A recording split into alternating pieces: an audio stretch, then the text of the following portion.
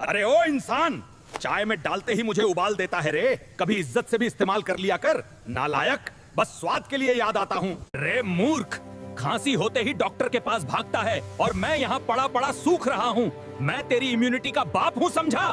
सुन रे बेवकूफ, ऐसे घिस मुझे। थोड़ा सा शहद मिला और सीधा खा ले, नहीं तो रात भर खांसता रहेगा। जब दर्द होता है ना, मैं चुपचाप रिलीफ देता हूँ। मुझे चबाओ, मैं तुम्हें सुकून देता हूँ। मैं तुम्हारे लिए टेस्टी हूँ, पर मुझे ज्यादा खाना तुम्हारे सेहत के लिए खतरनाक है। ध्यान रखो, वरना मैं तुम्हारे पेट और सेहत को नहीं।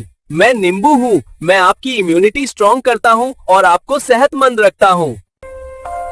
मैं तुलसी हूँ, मैं आपके लंग्स को साफ रखता हूँ और आपको ताजी सांस लेने में मदद करता हूँ।